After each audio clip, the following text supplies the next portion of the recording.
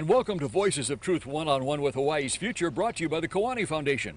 I'm Mahuke Kahu Cardwell, and here we are today in Makiki Heights on Oahu, near Honolulu. We have a fascinating guest on the show today, so let's go on over here and meet her. Genie. Yes. Aloha. Aloha. Nice to meet you. Nice to see you. Genie Joseph, did I say your name right? You did. But Genie, we don't have just you on the show today. We have somebody else, a special guest star. We do have a special guest. Look at this, and she has her back to us. Tell us who this is. This is Malasada. Malasada. And she is was a stray dog, and she's in training possibly to become a therapy dog. It takes a while to evaluate whether a dog has the right temperament to be a therapy dog. But she's showing a lot of promise in terms of her sociability, her friendliness, and her ability to sniff illness. Wow. So she's been uncanny in her ability to know if someone is ill, if they have cancer or other things. So we're looking to see if perhaps she might have a future in being a therapy dog. She could already start wearing a white coat. Yes, Yeah. she could. How old is Malasada? Mala's 2 years, and Wow. it's funny that you mentioned white coats because they're doing some new research with dogs' ability to sniff and detect cancer. And they have a well-trained dog has anywhere from 88 to 98% accuracy in detecting cancer, not only whether it's present or not, but the type of cancer. Wow. And so it's a very exciting field to think of dogs as being our partners in healing. Wow, our dogs are partners in life for us, I Yes, think. definitely. Genie, we wanted to have you on the show because of what you're doing with dogs like Yes. Malasada. You work with dogs Yes. in many, many different ways, don't you? I do. Tell us a little bit about that. Can we walk around? Sure, And I know yeah. she'd love to have a She'd walk. love to walk. Yeah, Malasada, She's come like, on. why are you standing around? We'll take on visits, say, to a hospital, visit soldiers at Tripler, for example, and we'll visit with the doctors, with the nurses, and the dogs interact with them and bring joy and bring a sense of, putting people more in touch with their heart and just taking away the stress. Yes. And there's lots of studies that show that even being with a dog for 20 minutes reduces blood pressure, reduces all kinds of stress chemistry, and just kind of brings people into the present moment. Wow. Wow, so dog therapy is one, and you also, I believe, take them into prisons, don't you? We do, yeah. We go into the women's prison, and we bring the dogs in for the women to interact with the dogs. And many of them have not been nurtured themselves as children, and they have children now, and they need to learn how to be more nurturing and more caring. And we find when we bring the trained dogs in, it just allows them to really get in touch with their gentleness. Wow. And that's a really beautiful thing. Yes. Because in that environment, it's not easy to be gentle. Yes. But, Genie, isn't it more than that, just that, in the women's prison? Don't they take and keep the dogs and adopt them and raise them and train them themselves? Well, that's what we're hoping to get to, and we've been given some initial permissions to do that, but we're a ways away from being able to start the program full on. That's our ultimate goal, is to bring the dogs into the prison and have the women train them. We're going to train the women to train the dogs, and then they'll be adopted for people who have different issues that need companion animals, people with PTSD and so on. Yeah. So we're hoping to get there, and that's our long-range goal. Good. And what are some of the other things you do with dogs? Well, What's the matter, Malasada? Mala, come here, come here. You want to show? I know you know how to sit. Oh, such a good girl. You're such a good girl. Yeah, you are. Yeah, you get a little treat for being so good. You want to show us your down? You know, your down? Good girl. Good girl.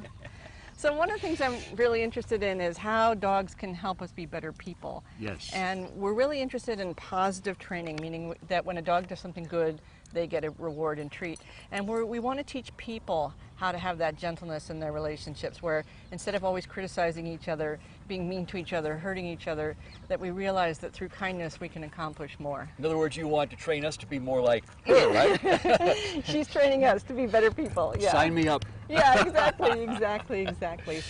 So we're looking at different situations, taking dogs into schools, working with soldiers, working with the prisoners, working with people, anybody who needs just basically to have their heart touched. And who doesn't? Who doesn't? Oh my goodness, who doesn't? Wow. Genie, how did you get into this? Well, I was volunteering at Tripler, and I created a program called Act Resilient, which uses laughter and comedy and improvisation with soldiers. And, But it didn't have dogs at that point, huh? It didn't have dogs at that point, and we were getting really great results working with the soldiers. And one day I brought my therapy dog in, And it was just amazing what the dog could do in a couple of minutes. Yeah. You know, the dog would go and greet everyone, all the soldiers sitting in a circle, and the dog knew instantly who needed the attention and would just go and sit and be with that person. And that was such a transformative thing. I was just so impressed. I said, wow, the dog can do like in 10 minutes what took me like 10 hours. You know? So I was just so impressed with that. And I began to bring the dogs in more and more often, and I saw how powerful it was as a healing modality. You do therapy, you do in the prisons, you do in the hospitals. And we work with at-risk kids. Oh, tell us about that. We have a program called Pause for a Cause, and that's in Kaneohe. And we work with at-risk kids, kids coming out of foster care. We use dogs as a way of teaching them how to read nonverbal communication, how to be more responsive to nonverbal. What? She sees a little kid. She wants to play with the kid down there. Hi. Aloha. Maya. I know. She's so friendly. She wants to play with everybody. Well, we'll go say hi. All right, we got to go say hi. We got to go say hi. All right. But She this wants is to a say perfect hi. example of what you're talking about, yes? Exactly. Yeah, she's so social. She just can sense that somebody wants the attention and she wants to give it. So. Wow, amazing. Amazing. Hi. Aloha, how are Aloha. you? Look who's Hi. coming, a special visitor. Yes. Yes. Hey, say hi. Say hi. Yeah. Yeah. Look at that. Oh, look at that. Wow. Bye-bye. Yes. Yes. Good girl. Good girl. She just wants to say hi. Thank you. Have a nice day. So what a perfect example of what you're talking about. Exactly. Right here. Exactly. Wow. Yeah, you know, they're like ambassadors for love. Dogs sense energy, you know, and so they're aware, oh, somebody, here's a being, here's a live being who needs some love, needs some attention, just for a moment sometimes, just like that, and then she's done. She's ready for the next thing. She's ready for the next one. Yeah. What are some of the changes for the youth at risk that you were talking about? Well, this is really exciting because a lot of them have grown up in environments where they haven't learned the best communication skills. They're not very aware of their own body language, what they're communicating. Like they might come in with a whole lot of attitude or whatever, and that's not necessarily going to be good for them when they're in a job interview situation. So we teach them how to become more aware of their own body language through being able to observe dogs. So they do a lot of practice where for 60 seconds, we time it, they have to observe exactly what the dog is doing without adding any interpretation. Wow. So instead of saying, the dog is really happy, the dog really wants to greet me, they say, well, the dog is wagging her tail, the dog's ears are up, the dog is moving from side to side. So we're teaching them how to be neutral in their observations, which helps them to not take things so personally. So that when somebody, you know, says something to them like, I don't like the way you did that, instead of being all reactive like, well, you know, and I'm going to quit then, you know what I mean? Right. So it teaches them how to slow down, how to observe neutrally, and how to be able to be aware, what we call situational awareness, which is awareness of what's going on in a kind of 360 way. So one of the things that dogs teach us is dogs don't like direct stares. They like a soft look, which is that they look at you, they look away. And so we're teaching the kids how to have both types of awareness, where we have laser sharp focus when we need it, but also the ability to have soft focus, which is awareness of everything around them. Wow. So we kind of use working with dogs as a metaphor for learning the skills that they need in life. What happens to the youth at risk when they start to pick this up and learn this stuff, Genie? It's so exciting. We have one class right now, and they've had, this will be their 4th class coming up. And the transformation between day one, when they had just no social skills, not knowing how to walk into a room, how to shake hands with someone, how to meet someone, how to smile, the awareness of what their body was communicating without even knowing it. And now they have awareness. They walk in, they're poised, they don't fidget, you know, they can kind of just be present. They're more like her. Yeah, they kind of hold their power, Right. you know, and then they're aware of the dance. What's going on, is the person responding? Do they want to engage or not? They just have more sensitivity. Wow. Now, I noticed in us talking here, Genie, that you've used certain terms that I think are from therapy, yes? Yeah. Are you a trained therapist by trade? I have it, yes. I have a PhD in counseling, pastoral counseling psychology, and I use a lot of that information. And I also do work with the Army. We work with Army families, and we help them adjust to the stress of military life. Wow. So you started doing that just by yourself as a trained therapist, as a PhD, and then along the line it kind of migrated or changed to, you said you went and did some performance for soldiers? Yeah, well, what we do is we teach them the skills of improvisational comedy. Really? Yeah. So if you've seen the show Whose Line Is It Anyway, we'll do Yes. games like that. Uh-huh. And that, again, all of this is designed to bring them into the present moment. When you're in stress, you're in fight, flight, or freeze. Your brain is kind of in lockdown. And what improvisation does is it brings you into the moment, gives you more emotional flexibility, allows you to really be here. And so we find that laughter is the best medicine. And this is one of the things that we help them do. And by doing this, getting them to be more flexible, where the scene changes every second, it creates more brain flexibility.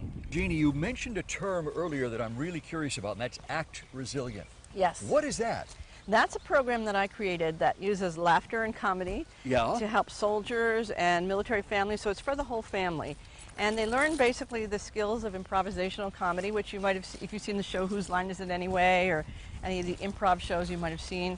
And what it is it teaches them emotional flexibility. Ah.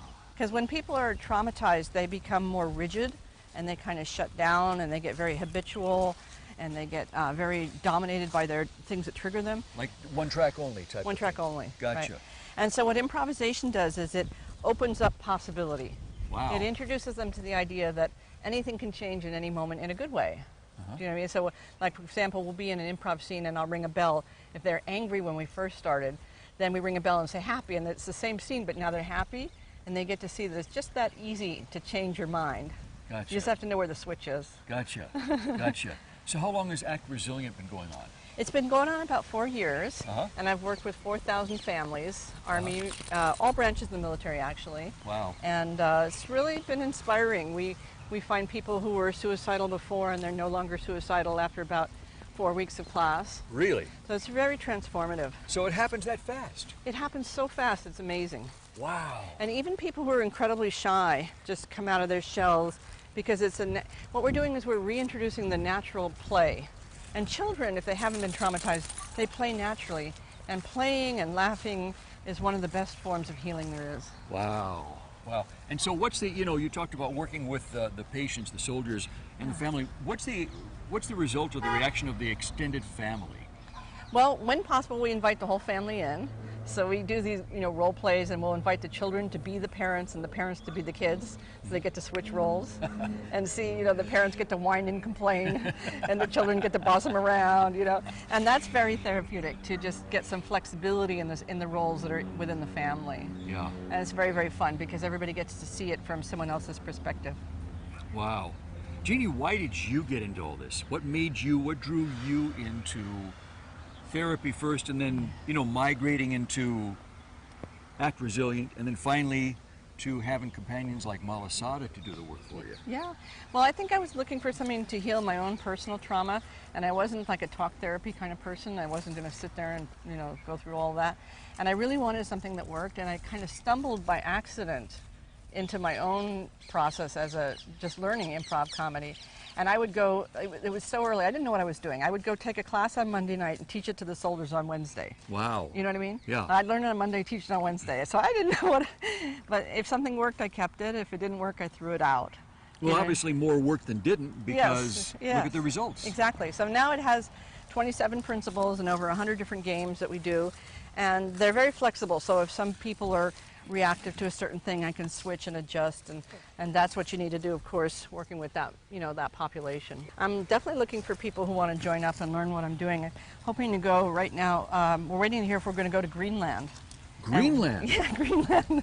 I know. Greenland of all places. Of all places. Why? To work with the youth there. They're having challenges with the youth and suicide and different issues, and it's just like the native populations here. They used to be just caribou hunters, and now they're kind of in between Western culture and their traditional culture, and they're kind of lost. So they've lost their way, lost their way. culture. Yeah. Wow. So I think that we're going to be able to help them with this Act Resilient by kind of, it's an interesting thing when people lose their identity. One of the things that we want to introduce them to the idea is that they're not just a single identity. It's not just I am a soldier, or I am a mother, or I am Hawaiian. It's like, what is your full identity? And by playing different characters, it seems counterintuitive, but it actually helps you realize that your identity is deeper than any of your labels. Your labels are not who you are. Right. Wow. And so what happens for soldiers a lot is they have such an investment in I am a soldier, and then if they're not a soldier, well then who are they? Yes. So you have to help them rediscover a deeper identity that's beyond their job description. Yeah. Jeannie, how did the folks in Greenland find you? There was a trainer who I had worked with Here? on the mainland, yeah. Uh-huh. And he knew about my program, and he's been trying to get me there. So we're hoping to get the word. I mean, the chief said yes, but the financial people have to say yes. Right, right, right. And the weather's a little different up there than Yes, it it is here in is. Hawaii. It is. Fortunately, I'm going in a week, so it'll be okay. Now, would you take any dogs with you on that or not? You know what's so exciting about that is that in Greenland, the dogs have never been inside a house. So it's a completely different way of relating to animals. So they don't allow dogs inside their homes? Well, it's not so much an allowing thing. It's a different, dogs are a part of the family, but they're hunting partners. Ah, So they would never think of a dog as a pet in the way we think of a pet. I see. So I'm excited to get an opportunity to meet dogs that are kind of in between wolves and dogs, that have an opportunity to see dogs in their natural state. Mm-hmm. So that's going to be one of the perks of going to Greenland. The traditional psychological model says that we're kind of the victims of the result of our past. And I think that's a really destructive idea, to think that we're stuck with our past, because so many people have had bad things happen. So there has to be another solution besides just simply that we're the result of our past. So my point of view is that we have choices even if we've had horrendous pasts. We still can heal. And that's a very different opinion from the idea that you have to spend years in therapy or something like this, because I think that people can heal by shifting their energy state, by moving into a more present focus, by discovering their joy, by realizing that they are deeper than their pain, these kinds of things. And so that's why I'm able to get, I think, results faster than maybe some other modalities, is because I believe in healing. Wow. Do you know what I mean? Yes. I think it's possible. Wow. Yeah. So, like the women in the prison, even though they've got, each one of them comes in with a story, but the story is only a piece of the pie of who they are. The rest of who they are is still to be. And that is based upon the choices you make in this moment.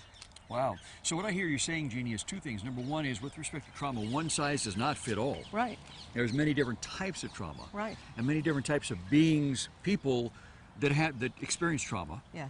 And the other thing is that there are many different ways to heal. Right. That you can heal and get beyond trauma. Right. It doesn't have to crush you. Right. Yeah, trauma is just one part of your experience, and I don't even think it's a bad part of your experience. So I'm not saying you have to get rid of your trauma. I'm saying you have to learn how to have a different relationship to your trauma. Ah. So it's not about getting rid of it. It's about finding a way to live with it. You know what I mean? Like, you want to have a way in which this is a piece of me, but this is not all of me. There's a bigger part of me that's joyous and free and happy, no matter what happened to me. So you're not your story. You're not your story. And you're not your trauma. You're not your trauma. Wow. Isn't that wonderful? That's pretty revolutionary. It is. It's amazing. It's revolutionary. And when you get that, it's like you can transform in an instant, because you realize that you are something more than the sum of your experiences or the sum of your choices, good or bad. It's something you hold that doesn't hold you. Right. Something you control that doesn't control you. Have you been able to teach this to people, and do they get it, and what happens when they get it? It's very exciting when they get it, because their life opens. Do you know what I mean? It's like a rebirth in a way, because they are, instead of investing in their identity as I'm broken, they start to see the possibility of what I'm going to choose from here on in. And that's very exciting when that happens. And honestly, it can happen in an instant. Do you know what I mean? Yeah. For some people, it might take them 3 weeks to get that instant, or 6 weeks to get to that instant, but everybody gets there. I haven't had anybody not get it, at least somewhat, in the class. At some point, it does flip in an instant. Yeah. It does. And that's when everything just flips around. That's when the real growth and progress can begin. Yes. Yeah. Wow. Yeah. And then, of course, it's a daily discipline, right? I mean, Yes. if you've had trauma, that's going to be with you. And it's not about getting rid of it. It's not about forgetting those memories, but it's about disciplining your relationship to those memories so that you're not indulging necessarily the past, right? You can experience it and include it, but it doesn't have to be your whole frame of view. Doesn't have to consume you. Right. Wow. Yeah, right. Wow. So you don't have to dwell on it. Do you know what I mean? You can accept it without identifying with it. All right, Jeannie, now just with the results you've had so far with Act Resilient, with Malasada and other dogs like her, where do you want to go in the future? Where do you want to take this? I wish I had an answer for you. I'm trying to figure that out. Really? Okay. Yeah, because on the surface, it doesn't seem how these two programs that I created, fit together, because one is improvisation and the other is dogs. So I don't have an answer yet. Can you ask me soon? I'm still. But working wait a minute, on I got it. another question for you. Okay. Aren't dogs improvisational? Yes, they are. They are totally in the moment. Okay. Yes, they are. They do teach us how to be fully present, fully, aware, fully loving. So yes, I mean, I just. So haven't where's the figured- difference? Where's the division there? Yeah, I mean, I just haven't figured out the form. I know what you just said. You've got it. I mean, that's what I believe. I just haven't yet put it together. I think the form is right over there in the terms of 4 legs and Four fur legs, and a big wet nose. That's good therapy, right? Puppy love it. If Yeah. you're suffering, a puppy licks your face, you can't help but laugh, right? Yeah, it's over. Whatever you're suffering about, it's over. Exactly. Yeah. Right? Yeah, that's amazing. Yeah, that's it's good amazing. medicine. Yeah. So, are other people, are other people involved in, like, what comes to mind for me, Jeannie, is, like rescue dogs. Yes. And getting them out of, Yes. cages. Yes. And getting them employed and working, like Yes. you said. Yes. Things that they love to do. I mean, Yes. how can we do more of that? Well, yeah, I'm a volunteer at the Hawaiian Humane Society, and I'm there 3 to 5 days a week. And I work with the dogs, especially the shy dogs, because rescue dogs make the best therapy dogs, because they do retain their memories. They do have the memories, but especially, like, for example, the pit bulls are the sweetest dogs in the world. The only reason why pit bulls are mean is if they have had mean owners who want them to be mean. But pit bulls used to be called nanny dogs because Yes. they are the most gentle, most resilient dogs, and these are very good for people who've had trauma, is to rescue a pit bull, a dog that's maybe been a fighting dog. I had one fighting dog who was a former pig hunter who became an incredible therapy dog. And so I think people should volunteer wherever they can, whichever shelter they enjoy working at, but to go and just spend some time. I do healing work with the dogs. So when the dogs are shy and traumatized, I do laying on of hands.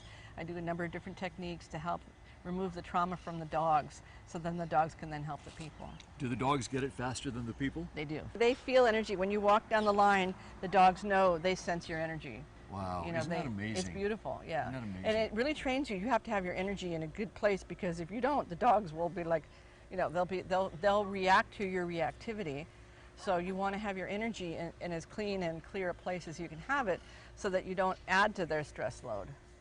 Isn't that amazing? They know everything that's going on with us, Yeah. and yet we don't know everything that's going on with us. I know, we're the dumb ones. Yeah, yeah. If a dog could talk, they'd say, these humans, they are so dumb, they can't smell a thing. They can't read anybody's energy. They're like, what's wrong with them? They're walking around aimlessly. Exactly. They should be the ones on leashes. Exactly. They're violent, they kill each other. Yeah. There's a lot of prejudice against black dogs, for example. Black dogs spend 3 times as long in the shelter as any other color of dog. Why is that? And this is true nationwide. Well, we think it's because people can't see as easily into their eyes, so they don't get the same cues looking at, like when we look in Malasada's face, you see these beautiful, warm, liquid eyes. And with the black dog, it's a little harder to see that. Either that or it's just plain old prejudice, I don't know. But it's nationally, internationally, that black dogs and cats have the highest euthanasia rates in shelters because they're left. Nobody wants them. So if you can go and visit with a black dog or a black cat in a shelter, I think it's a wonderful thing to do. I got a secret I got to tell you. What? I have a black dog All at home. right, Yeah, yeah, and I can see his eyes. He's beautiful. Yeah, it's beautiful, Yeah. yeah. So we just have to help people see that, because like Denver, for example, they went on this tirade and they decided pit bulls were dangerous, which is ridiculous. They don't have a higher bite rate than any other breed, but they went out and killed 8,000 pit bulls that were pets. They would knock on your door and say, you have a pit bull, pull the dog out and kill him. In Denver, Colorado? In Denver, Colorado. Wow. So we have to educate people that this breed prejudice is really very barbaric, and it's not founded in science at all. All right, so Jeannie, here we are back with Yes. Malasada to Yes. kind of wrap up the show. Yeah. And it's like Voices of Truth airs not only in Hawaii but throughout the world. Wonderful. I mean, through the U.S. and around the world. And I'm sure there are people right now watching us. Yes. Well, no, they're not watching you and me. They're watching her, this girl right here. Yes. Hey, And they're Mama. saying, gee, boy, I wish I could have a Malasada of my own. Yes. Because I now see what they can do for us. What would you say to them? What's your message to them? Well, of course, not everybody's ready for dog ownership. If you're not ready for a dog, there's many ways you can interact with dogs. You can go volunteer at shelters, you can work with other people. So there's a lot of ways, but if you are ready for a dog, it's a beautiful experience to allow a dog to come into your life. And you want to not think about breed or color or anything like that, but really observe who this dog is as energy. And often the dog will pick you. Ah. Wow. Yeah. Wow. Isn't that amazing? It is amazing. Isn't that amazing? Yeah, I see this in the shelter. Lots of times people will come in and they'll have some idea, oh, I want a puppy or I want a German Shepherd or some idea, and they'll go see that dog and that dog has no interest in them, and they'll go see some, motley, poi dog, what we call a poi dog here in Hawaii, a mixed breed, and that dog just like loves them up, and so like they choose them. It's like, take me home, take me home, take me home. So I hope people will think about having animals in their lives in whatever way makes sense for them in their lifestyle. Wow. I wish we could be more like dogs, Jeannie. I do too. Wouldn't it be great? Wouldn't it be a great world? Yeah. Yeah. Yeah. Yeah. And can you imagine if we always said, good dog, good dog, good doggy, good doggy, good doggy, good doggy, good doggy. See, she heard that sound, good doggy. She came in, get some of that love. Genie and Malasada, thank you so much. Mahalo for being on Voices of Truth. It's been an awesome honor for you guys to pick us today. Let's put it that way. Thank you. Keep doing what you're doing. You're making a difference. You're making an impact. And I know you are bringing so much joy into people's lives. Wow.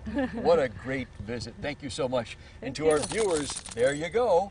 Mahalo to you for joining us on Voices of Truth. Remember, you can watch us on the web 24/7 on voicesoftruth.tv.com, and you can like us on Facebook. Just look for Voices of Truth, One-on-One with Hawaii's Future. I'm Ehuke Kahu Cardwell with Genie and Malasada for the Kiwani Foundation. And until next time, from all of us, ahui ho!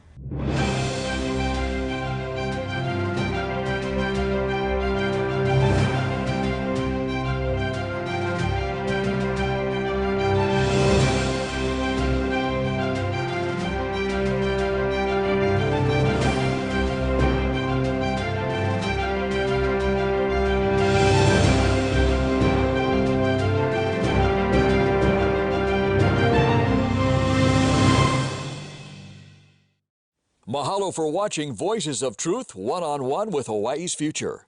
Watch us on the web 24/7 at voicesoftruth.tv.com. You'll find all our shows, including this one, in case you want to see it again or share it with family and friends. Also view our weekly video commentaries at freehawaiitv.com. And check out our blog, published daily, at freehawaii.info. It's all part of the Free Hawaii Broadcasting Network.